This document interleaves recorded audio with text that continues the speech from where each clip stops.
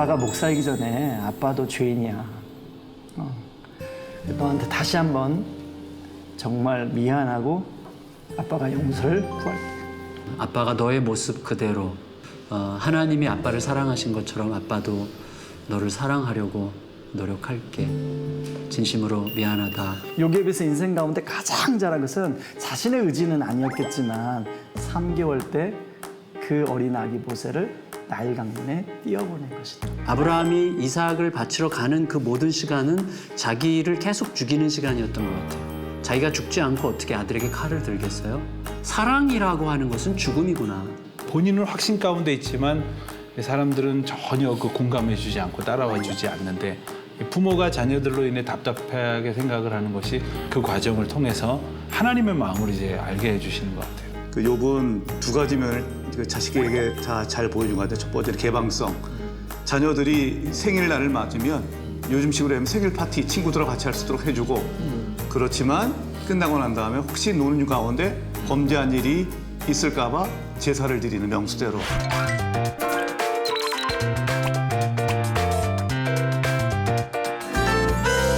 저는 오늘 아침 신문을 보니까 이혼율 얘기가 나오길래 이혼율이 높아졌다는 얘기 또 나오나 보다 했는데 이전에 이혼율 걱정하던 차원하고는 아주 비교가 안 될 정도로 확 치솟고 있다는 거예요.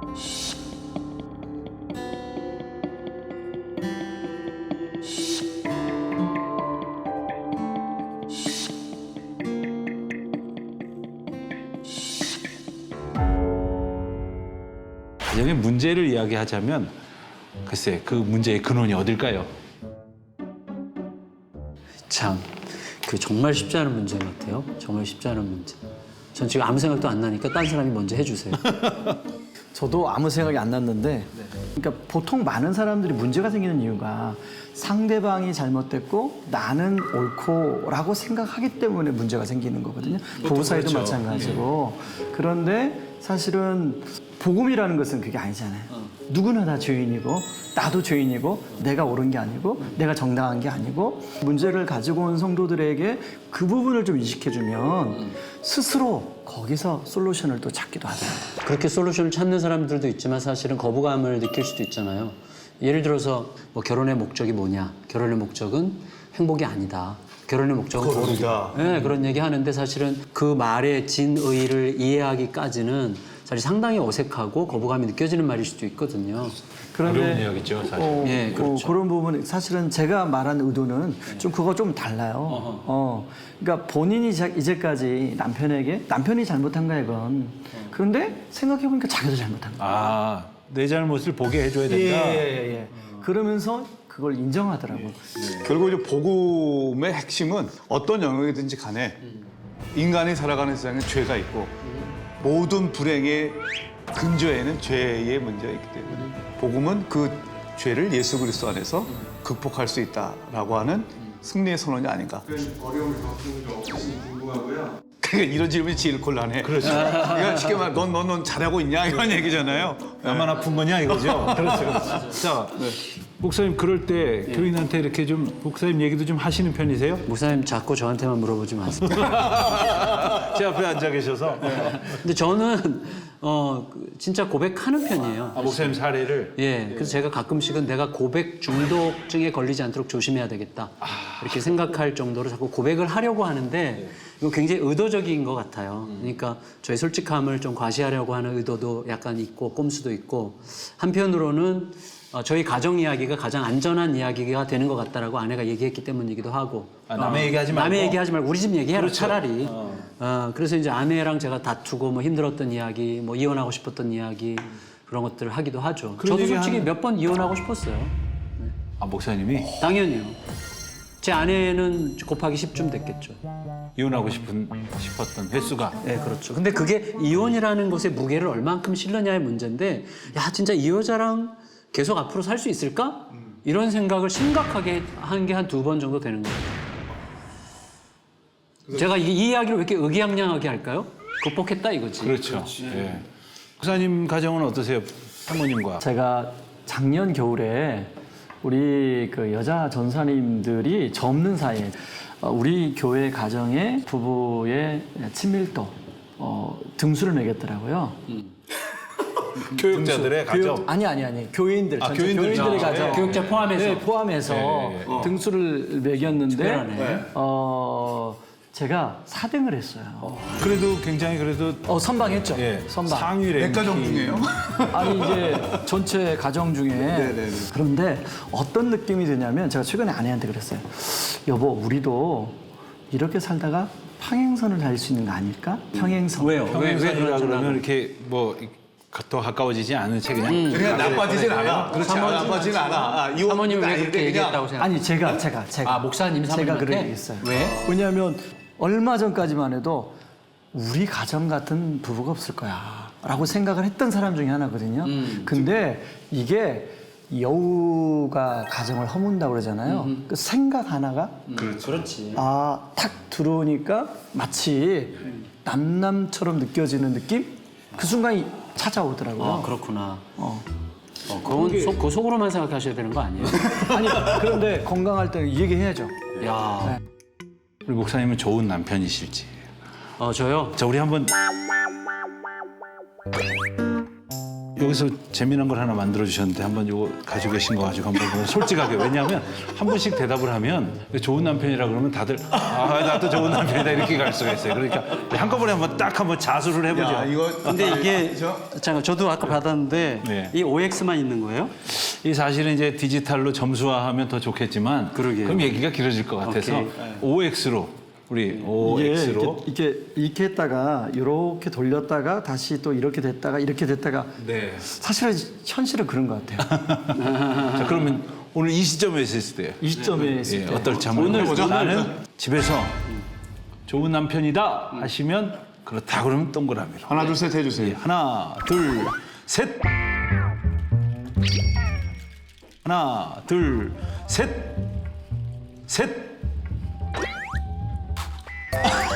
어떻게 하냐? 이거 참 한 분 보내기 너무 쉽습니다. 목사님 해명의 시간을 갖도록. 저는 상대적으로 좀 더 겸손하고 싶었고요. 사실은 그것보다 더 중요한 건 뭐냐면 어제 아내랑 모처럼 외식하러 점심 먹으러 나갔는데 좀 삐지거나 힘든 일은 이렇게 중요한 일 직전에 생기잖아요. 그렇죠. 밥 먹기 직전에 아내가 뭘 얘기했는데 제가 왜 이렇게 말을 그런 식으로 하냐 이러면서 좀 마음을 상하게 했어요. 마음을 상하게 해서 밥 먹는데 이렇게 진짜 맛있는 거 시켰는데 먹는 둥 마는 둥 하고 그래가지고 그게 지금 마음의 잔상으로 깊게 남아서 지금 좋은 남편이 아니라고 제가 고백해야 될 것 같습니다. 제가 우리 목사님과 만난 지 얼마 안 됐을 때 같은 조가 돼서 세미나에서요. 그때 주제가 뭐였냐면 지옥을 어떻게 복음적으로 설교할 것인가가 주제였어요. 그때 했던 말을 잊을 수가 없어요. 뭐라고 했어요? 아내랑 싸우고 나면 그게 지옥이다. 다른 거 필요 없다. 그렇게 하면 끝난다. 지옥을. 그러면 그걸 어떻게 극복을 평소에 해 가세요? 저 같은 경우는 어떻게 극복하냐면 이렇게 아내의 마음을 상하게 하잖아요. 그럼 아내의 면전에서 잠시 물러나요. 물러나서 이제 방에 가서 진짜 허벅지를 꼬집고 이를 악물고 참여하고. 그렇죠. 그리고 좀 담대해질 수 있도록 그래서 이제 다시 용기를 얻고 나서 아내한테 가서 솔직히 사과하는 편이에요. 정말 좋은 남편은 여기 계시고 정말 좋은 이거 다시 가장이신데 해야 되겠네, 우리는 다시 지금 다 동그라미는 우리가 들고 있으니 이거 방송 제가 판정이 좀 이 있을 것 역전을 같아요. 노린 것 같아요 지금. 글쎄 말입니다. 예. 목사님들 가정은 그렇게 다 이렇게 복음적이십니다. 살 길을 찾으셨는데 사실 교인들의 가정 중에 이렇게 건강하고 안정적이지 못한 집들이 적지 않은 것 같아요. 근데 목사님 그 문제 제기를 좀 하고 싶은데 살 길을 찾았다는 얘기에 많은 성도님들이 그 거부감을 느낄 것 같아요. 우리도 아직 살 길을 찾아가는 중이죠. 맞아요. 살 길을 찾았죠. 예. 못 찾았어요. 아직. 몸부림치는 거죠. 예, 그렇죠. 저는 주로 주둥이인 것 같아요. 주둥이. 내가 그러니까 왜 이 말을 했지? 라고 하는 걸 지금 33년째 지금도 그 생각을 하는 거예요. 내가 이 말을 왜 했을까? 난 왜 그게 안 고쳐질까요? 진짜 나는 그게 너무 싫어, 내 자신이. 지금 선뜻 다른 목사님들이 대답. 오호라 나는 공부한 사람이로다. 깊이 공감하고. 로마서 8장까지 우리 가셔야 됩니다. 저는 아내하고는 그게 좀 잘 되는 것 같아요. 그런데 최근에도 어떤 모임 갔다 와서 똑같은 고백이 들었어요. 내가 왜 혀가 그때 그 말을 왜 했지? 그 말 안 해야 되는데 근데 아내하고는 돼. 그게. 아내랑. 그러니까 사실은 아내하고도 되게 된 게 제 계기가 있었어요.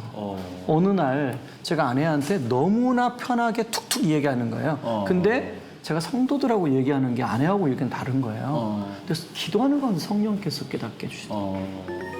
그러면서 그때부터 이제 적었어요. 노트에다가.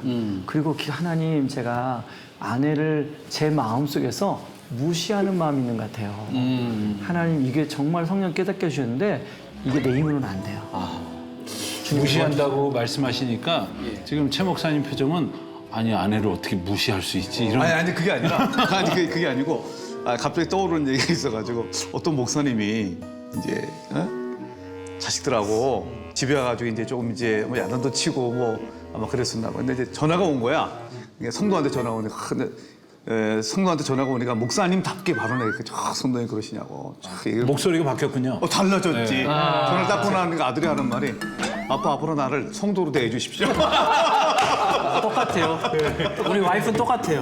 우리 근데 와이프는 그거는 할 수 없죠. 나 그러니까 신방 잡아줘 이렇게. 그러니까 편하니까 그냥 쉽게 말을 툭 던지. 근데 목사님 말에 전적으로 공감해요. 저는 이제 누나랑 결혼했잖아요. 근데도 제가 속으로 은근히 이렇게 좀 내가 무시하고 있는 것 같다. 사모님을 무시하신다고요? 그러니까 내가 그런 거 말하고 나면 말하고 나니까 아내가 이런 거는 모를 거라고 생각하고 내가 말을 했구나라고 뒤늦게 깨닫는 경우들이 많은데 그게 잘 안 고쳐지는 거예요, 제 속에서. 사실 아내분들이, 여자분들이 그런 걸 가장 기분나는 거예요. 뭐 그렇지. 무시당했다. 내가 그런 것도 모를 줄 알아?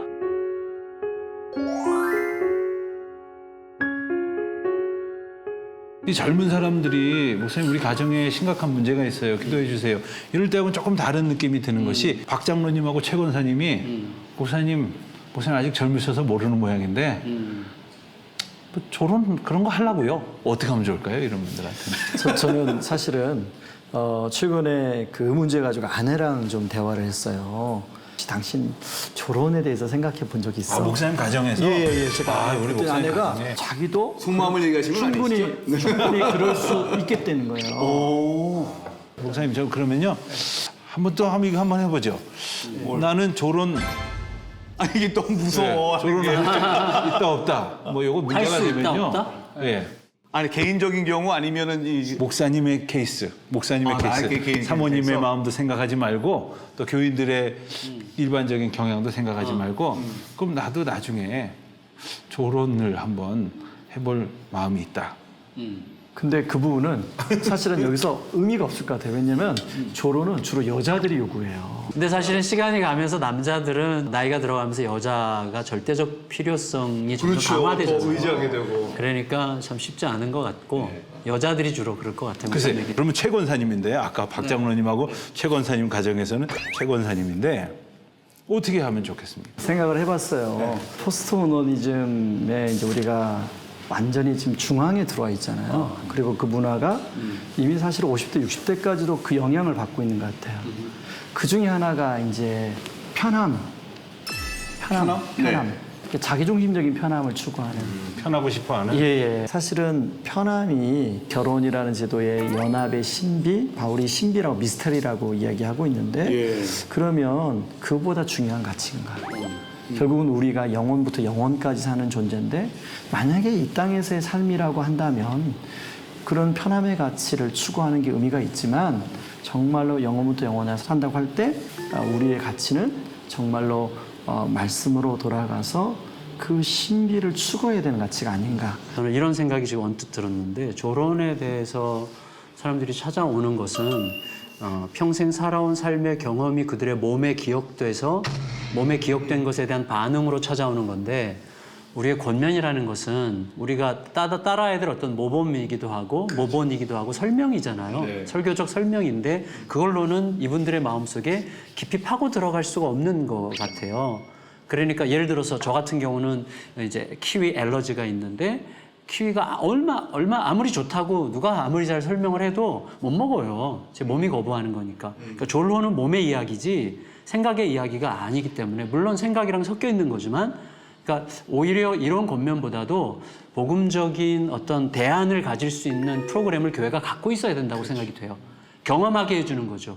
저런 상담자들에 대해서 그럼 조금만 기다려라. 그리고 여행을 보내드리는 프로그램인데 아주 매우 특별한 경험을 하게 하는 어떤 프로그램들을 교회가 준비하지 않으면 설명적 방식으로는 합당한 대응으로서는 충분치 않다.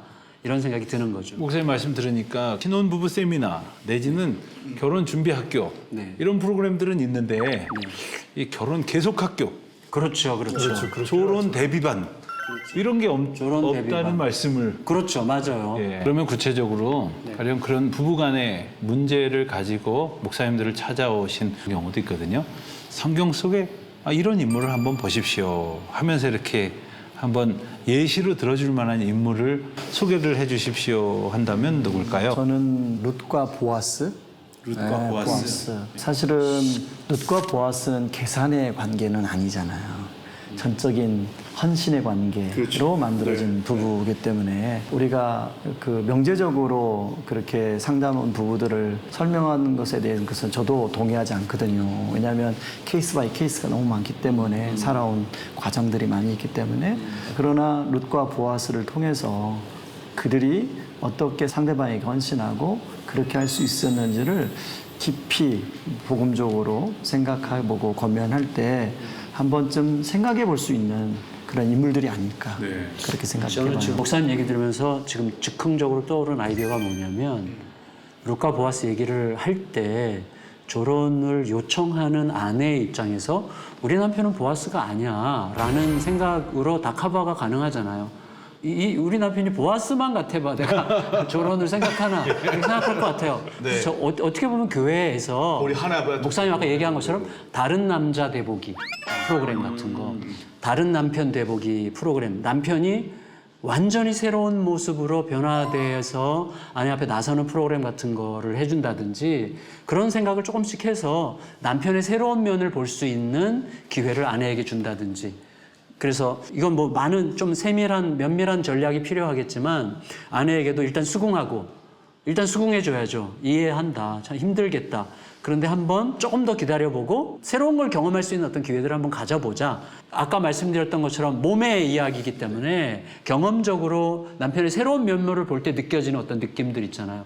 제가 아내한테 반했던 게 언제냐면 졸업 연주회 때 확 변해.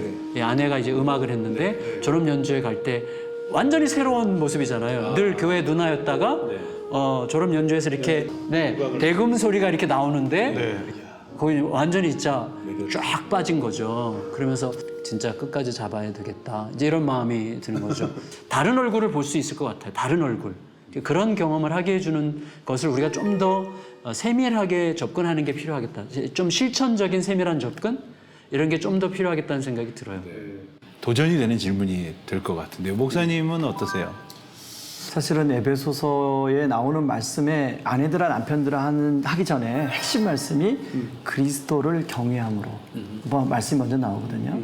그래서 저는 요즘에 그 말씀 많이 생각해요. 그리스도를 경외함. 왜 그렇게 얘기했을까? 거기에 해답이 있구나. 결국은 주님이 나에게 해주신 일을 매일 생각하고 묵상함으로 어떤 아내에게나 또 다 상대방에게 그렇게 할 수 있지 않을까. 사실은 그거 없이 상대방에게 아내에게 하려면 왜 나만 손해인데 이렇게 생각할 수 있는데 주님이 행해주신 일을 생각하면 그게 자연스럽게 행해지고 이어지지 않을까 그런 생각이 듭니다.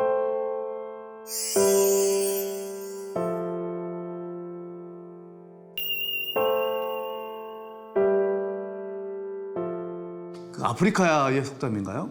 한 아이를 키우기 위해서는 어른 전체 한 마을이 필요하다라고 했는데 어떤 오늘 이 시대에 교회가 부모와 자식 간의 문제에 있어도 이런 공동체적 돌봄 이게 좀 필요하지 않겠나? 어떻게 생각하세요, 목사님? 예, 뭐 당연히 너무나 당연히 필요한데 공동체적 돌봄에서 실천적인 사항들은 이제 뭐 무수히 많은 생각들을 할 수 있을 거고 제일 중요한 것은 의식인 것 같아요. 의식인데 뭐 당연하게도 의식의 문제인데 어떤 의식의 문제냐면 저는 고등학교 때 전도사님이 저를 따로 불러가지고 넌 교회 좀 안 다니면 좋겠다 이렇게 말할 정도로 완전 불량하였고 목사님한테요? 네, 제 아내가 증인인데 아니 그러니까 자 잠깐만 정리를 해보면 네, 뭐 정리하실 것도 없어요. 사실 그대로예요. 전도사님이 예. 그러니까 고등부 담당하는 전도사님이 네. 고등학생이었던 정 네, 목사님을 정갑실 학생을 데리고 네. 부르더니 예. 그 교회 안 나, 우리가 안 나왔으면 좋겠다. 전도사가 웬만해도 그렇게 얘기를 안 하는데요. 근데 제가 볼 때는 그 전사님이 영문별 현사가 없는 거예요. 아니 그게 아니고 교회에서 굉장히 모범적인 어떤 여학생과 제가 사귀었어요. 그 모범적 여학생이랑 사귀었고 그 여학생이 성적이 떨어지는 것을 부모님이 굉장히 걱정했고 저는 또 교회에 굉장히 불량하게 다녔고 패거리들을 몰고 다녔어요.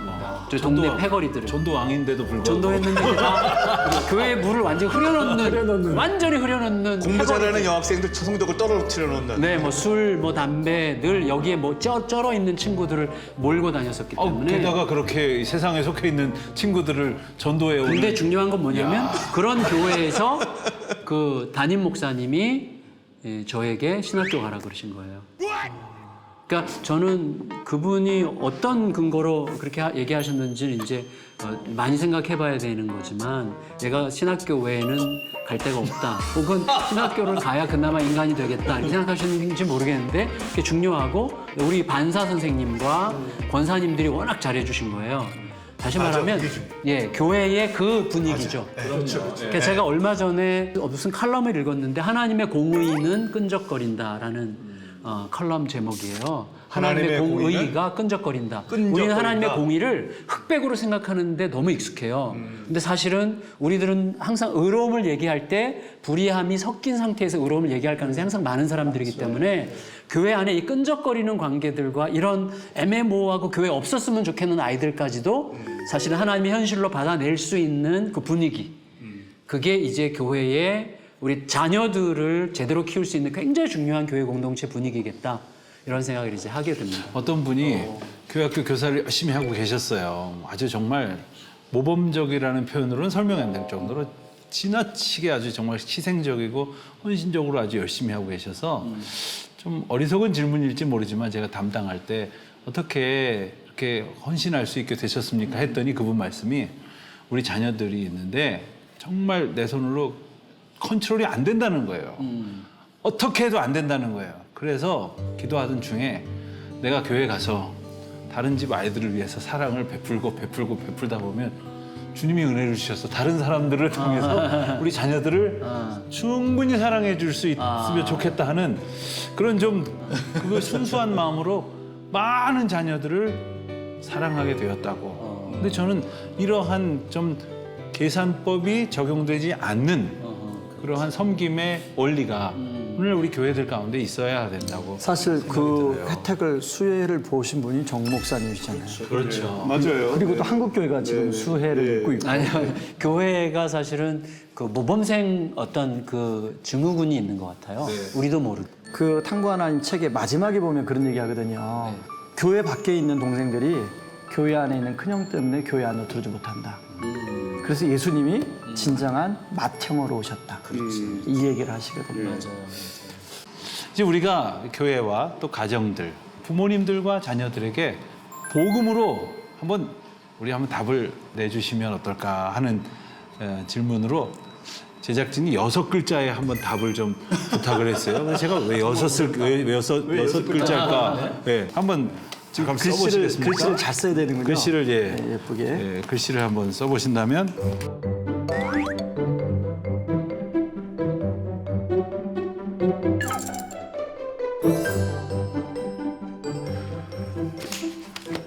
우리 먼저 쓰신 우리 정 목사님부터 한번 보여주시죠. 저요? 네. 살아있어 땡큐. 땡큐. 저는 야곱이 요셉 만났을 때 요셉이 출세해서 기뻤던 게 아니라 살아있어서 기뻤어요. 그래서 우리 아이가 내 곁에 생존해 있는 것 자체가 충분한 감사의 제목이면 굉장히 많은 게 해결될 수 있겠다. 이게 예수님이 우리를 사랑하실 때 우리의 어떤 기능적이나 의미적 측면보다도 우리의 존재 자체를 사랑하신다는 생각을 이런 방식으로 한번 담아봤어요. 살아있어 땡큐. 네, 살아있어 땡큐 하윤아 고마워. 우리 온 목사님. 네, 저는 이제 골로새서 2장 19절 6글자라고 해서 고민하다가 괄호 안에 있는 건 안 들어갑니다. 예. 머리를 붙들라. 머리를 붙들라. 예. 그 바울이 그 당시에 많은 사람들이 다른 것을 붙들고 문제를 해결하려고 하는데 바울이 그건 정말 의미 없다. 머리이신 예수 그리스도를 붙들어야 거기서부터 모든 문제의 해결점이 시작이 된다. 그래서 저는 이 주제로 머리를 붙들라. 목사님부터 해보세요. 그 제가 원투 뵈니까 목사님하고 저는 답이 비슷한 것 같아요. 그래요? 그런 느낌적인 느낌인데 나만 잘하면 돼. 나만 잘하면 돼. 그러네. 저는 가만히 오늘 말씀 들어보면서 참 꽤나 반성이 됐던 게 자꾸 제안해 주시는 음성은 너만 잘하면 되겠다. 너만 잘하면 되겠다는 생각이 들어서 저는 오늘 새로운 결단의 기회를 잡고 나만 잘하면 우리 자녀들도 잘 자라고 우리 가정도 평안해지고 목회도 잘 될 것 그런 생각이 들었어요. 목사님, 예. 네, 뭐 솔직히 내가 조금 바꾸긴 했는데 맨 처음에 했던 거는 네, 처음부터 했던 거는 사실은 뭐 변화는 나부터 이렇게 했는데 약간 공직자 스타일 같은. 네, 너무 그래가지고 70년대 공무원. 이거 저기 우리 이거 썼던 걸 돼가지고 네, 그래가지고 조금 바꿔가지고 좀 진솔하게 나왔네요. 나부터 잘하자.